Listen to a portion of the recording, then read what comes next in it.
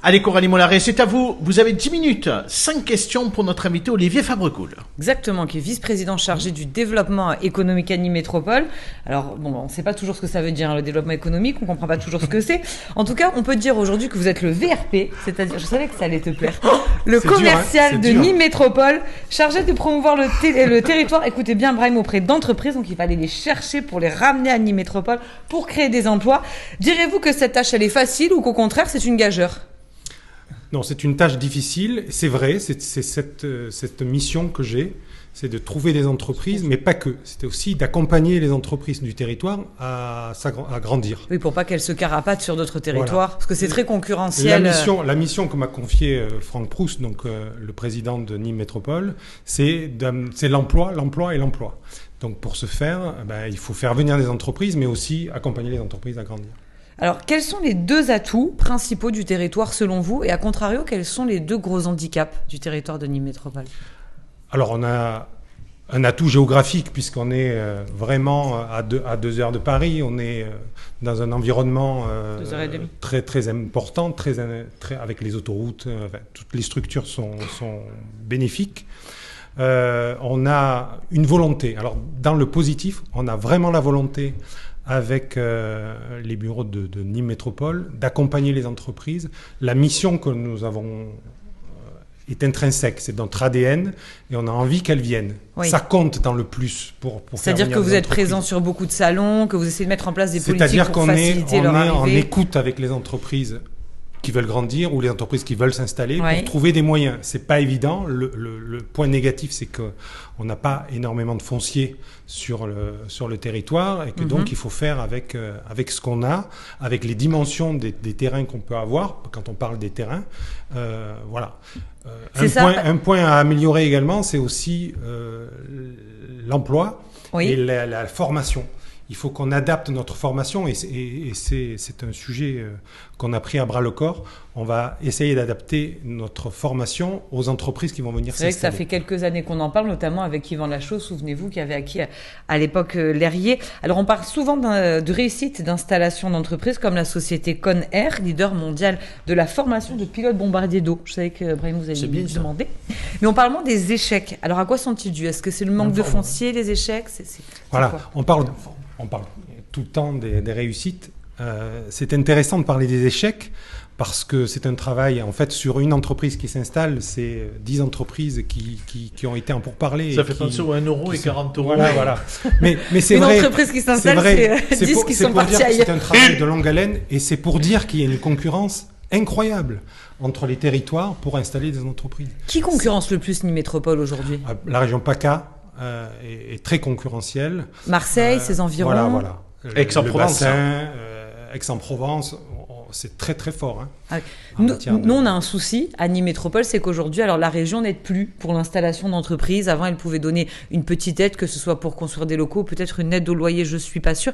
Qu'est-ce que vous allez faire ? Parce que vous avez failli apparemment perdre Conair comme ça. Oui, alors la discussion est toujours ouverte. Donc on a un copil qui va se mettre en place avec tous les acteurs du territoire. En fait, il faut qu'on se mette ensemble pour que le territoire puisse fonctionner au mieux et pour pouvoir mettre les synergies, les forces ensemble. Et donc, il y a un copil qui se met en place sur la zone aéroportuaire parce que Conair, c'est la première pierre à l'édifice. Enfin, il y a le B46 qui est la première pierre à l'édifice. Qui va être un gros bâtiment où vous allez accueillir des entreprises. Ça va être l'intelligence du feu de forêt et des préventions de la sécurité civile. Ça va être Mais là, il y a une aide au loyer d'ailleurs pour ces sociétés, il faut le rappeler. Absolument. Et il y aura des sociétés qui seront accélérées dans ce bâtiment. C'est la partie pensante du système. Puis après, on a Conair qui arrive et qui va donner une image internationale sur le feu de forêt, donc une image européenne, puisque notre visée est surtout européenne. Voilà, tout est au vert pour pouvoir installer des entreprises. D'autant que le transfert de la zone aéroportuaire devrait être acté avant la fin de l'année. C'est en place quasiment. Parce que Nîmes Métropole va financer la séparation des réseaux. Voilà, il va falloir séparer les réseaux. Oui, en termes de durée, vous vous projetez sur combien là ? Parce que je veux dire, en termes de temps. Là, d'abord, avant la fin de l'année, ce sera mis en place par rapport au transfert de compétences sur l'aéroport. Là, ça va donner des perspectives et on va avoir du foncier qui va se débloquer où on aura entre 12 et 14 hangars bord de piste qui vont pouvoir être opérationnels, ce qui n'existe pas en France. Ça, c'est formidable. Ouais. Et c'est un atout C'est pour incroyable. ça, d'ailleurs, qu'on parle beaucoup de l'aéroport et pas d'autres zones comme Magna Porta qui sont moins abouties. L'aéroport, il y a du foncier qui est prêt à être aménagé. Là, ça va se des déclencher. entreprises. Pour vous donner une temporalité, on ne va pas pouvoir la donner tout de suite puisqu'on est au début de l'histoire. Donc, tout se met en place. Le B46 va être sûrement inauguré courant de l'été. L'entreprise Conner a dit qu'elle s'installait en 2024. Enfin, tout 2024 pour le bâtiment. Il y a déjà les plans du bâtiment. Voilà, donc tout se met en place. Et sur Magna Porta, est-ce que ça avance ou pas? Parce qu'on a l'impression que ça reste une coquille vide.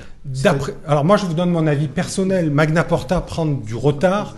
Il y a des compensations, il y a le SCOT, il y a le TRADEF. Il y a plein d'éléments qui font que c'est compliqué pour ce mandat. Pour vous, sur ce mandat, ça sera compliqué. Moi, je suis vous avez dit, au développement économique. Voilà. Donc, je suis le VRP. Vous attendez que la zone soit aménagée pour aller chercher des boîtes. On me donne le feu vert pour que je puisse aller chercher des entreprises. Même si Nîmes Métropole, pardon, Brahim, je vous redonne la parole, même si Nîmes Métropole avait fait appel à une société pour aller rechercher également des opportunités. C'est une bonne question. Est-ce qu'on vous pique pas votre travail, là?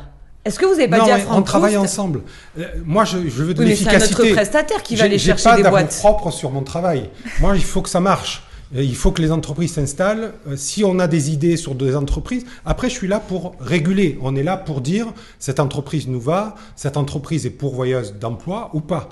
La logistique, par exemple, c'est moins en vogue. On est dans l'industrialisation. Posez votre question. Très rapidement. On y va direct. Mais du coup, le fait, comme disait Abdel, de vouloir développer plusieurs zones en même temps et moi, enfin, j'aime pas trop ça, mais après, ça c'est vous qui êtes vice-président et vous verrez avec votre président de Nîmes Métropole. Mais le fait d'attaquer en fait une zone, puis après essayer d'en attaquer sur une autre, est-ce que vous n'avez pas le sentiment après que finalement vous ferez tout et rien à la fois? Non, parce que c'est un secteur. De s'éparpiller. Voilà. En fait, c'est le secteur de l'aéroport. C'est des entreprises spécifiques, c'est des entreprises ou dans les feux de forêt, ou dans l'industrie de l'aviation. Enfin, vous voyez, on est dans un secteur bien défini. Et après, toutes les autres zones, c'est pour d'autres entreprises. Il faut penser à tout le monde. Je vous ai dit à ceux qui viennent de l'extérieur, mais aussi aux entreprises à accompagner. Allez, Sébastien, votre question à notre invité, et après on parle de Kessargues avec Aurélie. La question, c'est, on va rester sur le plan économique. Tout à l'heure, on parlait justement de la région. Moi, j'ai l'impression, dans la région et dans le département, que bien souvent, quand il y a une entreprise qui veut s'installer, on n'arrive pas à être facilitateur. Alors, je ne dis pas la Nîmes Métropole, mais la région, entre autres aussi, pour avoir eu quelques échanges avec eux, c'est très difficile de répondre très rapidement à un entrepreneur qui veut investir sur le territoire. C'est-à-dire qu'aujourd'hui, peut-être qu'en PACA, ils sont meilleurs pour donner des réponses très rapidement sur ce qu'ils peuvent mener en termes de subventions, mais chez nous, je peux vous dire qu'on a une difficulté là-dessus. Et c'est peut-être aussi pour ça que des fois, on perd des entreprises, parce qu'aujourd'hui, justement, il y a une concurrence sur les territoires. Et je crois que des fois, je lance comme ça, Madame Delega, elle fait beaucoup de choses.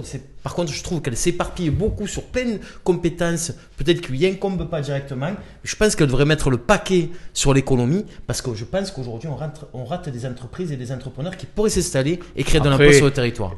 Est-ce que les entreprises ne viennent pas parce que la région ne donne pas une petite subvention d'aide pour le développement? Non, mais juste pour savoir, je sais que la région PACA met le paquet là-dessus. Olivier Fabre-Goul, pour le coup, vous êtes en première ligne sur ce sujet. Je vous comprends complètement. Ce que je veux vous dire, c'est que nous, on essaye d'être la porte d'entrée. C'est-à-dire que donc il y a un site internet qui s'est mis en place sur Nîmes Métropole Entreprise, qui se veut être le portail de la porte d'entrée de l'investisseur qui va vouloir s'installer. Et après, notre travail, c'est d'essayer de l'accompagner par Nîmes Métropole, mais aussi de lui faire rencontrer la CCI, de lui faire rencontrer la région, le département, d'être facilitateur pour son installation. Je suis en très bon lien avec Jalil Benjamina, qui est le vice-président au développement économique de la région, et on veut travailler dans ce sens. Mon idée, c'est de mettre tout le monde autour de la table. On ne peut pas travailler seul. Caroline, il y a une question pour notre invité, M. Fabre-Goul. Oui, nous avons une question. En attendant, la gare de Manduel est toujours problématique en termes d'accès depuis la ville jusqu'en 2030, du coup. Sur les transports, permettez-moi de jouer mon joker. Mais vous arrange un peu. Sur les transports, bon, je sais qu'il y a la troisième voie qui est le cheval de bataille de notre président. J'espère que ça ira au bout. C'est ça la question. C'est ça la question, voilà. En effet. Coralie, on y va. Deux questions pour terminer. Il y a peut-être des habitants... La commune de Kessargues. Mais du coup, on reste sur les transports et là, ça vous concerne en premier lieu. Il y a peut-être des habitants de Kessargues qui nous regardent et qui aimeraient, ou de Saint-Gilles et qui aimeraient prendre le TCSP, le trambus. Alors, souvenez-vous, la prolongation de ce TCSP, elle avait fait les frais de la politique d'économie de Franck Proust, ça avait été décalé. Où est-ce qu'on en est ? Alors, nous avons un accord sur le début des études vont reprendre fin 2024 et le début des travaux début 2025. Donc après, on aura des travaux qui vont être un peu handicapants elle va aller jusqu'où ? Précisément pour les habitants de Kessargues. Jusqu'au carré des officiers. Ah oui, très bien. Donc en fait, il y aura 2 parkings relais. Un parking relais au niveau du CD 135, où il y aura 90 places, et un autre parking relais de 360 places, je crois, au niveau du carré des officiers. Et peut-être que ça va être fait en tranches parce que cette voie est très très utilisée et donc ça va être handicapant. On va passer des moments un peu difficiles. Ah oui, vous allez avoir, parce que les travaux, c'est 12 mois, 18 mois ? Ça va être fait en 2 tranches. Donc on est en train d'étudier comment faire pour que ça perturbe le moins possible. Le moins possible. Coralie, une dernière question. Sur les économies d'énergie, il semblerait que certains administrés soient de moins en moins enclins à accepter l'extinction de l'éclairage public la nuit. Est-ce que chez vous, vous avez noté cette tendance auprès de vos habitants ? Et quelle est la politique de votre village en matière d'économie d'énergie ? Oui, alors c'est un gros sujet, un sujet que je partage avec toutes les communes de France, je crois. J'ai des chiffres un peu pour illustrer ce dont on parle. Vous savez que vous avez des chiffres. Les fameux chiffres. Je vais les dire sans regarder ma Donnez-moi les juste. Alors pour le gaz, c'est des chiffres que j'ai eu récemment. Non mais c'est concret pour le coup. Voilà. Parce que c'est l'impact. En 2019, pour le gaz à Kessargues, nous payions 10 000 €. En 2023, je vais payer 74 000 €. Ah oui. Avec le bouclier d'aide. Avec le bouclier d'aide. Avec le bouclier ? Avec le bouclier, je paye 74 000 €. Vous voyez la culbute. D'où l'idée d'arrêter le gaz, quoi, ou de faire en sorte de baisser le gaz. Il semblerait qu'en 2024, le gaz baisse de 40%. Il semblerait. Sur l'électricité, alors c'est un peu moins fort. Là, je regarde un peu. C'est 110 000 € en 2019 et 160 000 Mais là, j'ai 39% d'économie et jusqu'à 39% d'économie en général, parce qu'on a baissé plein de choses, plein de chauffage, de chauffe-eau, et 55% d'économie avec l'éclairage urbain. Donc... Mais sans ces économies-là, ça aurait pu exploser. Là, je vous donne les chiffres avec les économies. Donc, j'ai déjà... Et vous avez été obligé de rogner sur quoi, alors, monsieur le maire ? Dans le budget général, c'est des choses qu'on ne fait pas. Là, on avait le projet de l'école a été reporté parce qu'avec les factures d'électricité, avec les factures d'énergie... Et je reviens sur le climat anxiogène, et vous pensez que ça, les habitants, les administrés ne le voient pas, toutes ces difficultés que peuvent rencontrer les collectivités. C'est là où ça m'interpelle. C'est là où ça met un climat, comme je dis, compliqué. Vous imaginez que dans certains endroits, on est obligé de couper la lumière. Dans des endroits le soir où il y a des riverains ou des personnes âgées. C'est le cas à Nîmes. C'est le cas à Nîmes, mais c'est le cas au niveau national. Et qu'on fasse le choix dans certains territoires où peut-être on n'éliminera pas en fait certaines villes. Il y a des maires qui ont fait le choix de ne pas éliminer pour Noël. Et donc ça fait quand même. Ça me fait drôle. On parle quand même de la France, on parle, comme vous dites, Abdel, d'une des plus grandes puissances mondiales. Et qu'on en est là en train de se regarder si on peut mettre de la lumière et qu'on parle de pouvoir chauffer les écoles, ça me fait peine. On parle d'une baisse en 2024 de l'électricité de 30%.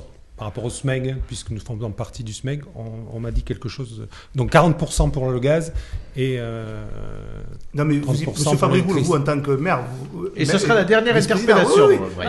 Non mais c'est important. Et le rapport qu'il a administré, bien sûr. Vous en tant que maire, vous le voyez bien quand même ces difficultés. Oui, tout à fait. Voilà, je veux dire, on parle de problématiques, mais tout est lié. La misère sociale, elle est au niveau du remplissage comme on dit, du frigo et du caddie. Ce que je veux dire, c'est qu'il faut pas baisser la garde. Quand on éteint la nuit, c'est parce qu'on a un budget communal, on doit faire en sorte... Non, mais je sais. Et en même temps, est-ce que c'est grave ? Parce qu'en même temps, c'est bien aussi... Alors, et j'ai regardé, il n'y a pas plus d'insécurité. Il n'y a pas plus d'insécurité. À la protection de la parce que planète. la question, c'est est-ce que si on éteint la nuit, on va avoir plus de délits ? Peut-être à Il n'y en a pas Kessargues. plus qu'avant. Monsieur Fabrigoul, peut-être à Kessargues, mais je ne sais pas. Oui, je parle de sais pas si. Oui, bien sûr, de votre commune, mais dans des endroits où, dans des cités où on fait le choix d'éteindre la lumière, et alors qu'on est dans une grande insécurité, je ne suis pas persuadé que les riverains, ce sont des riverains comme ailleurs. Hein.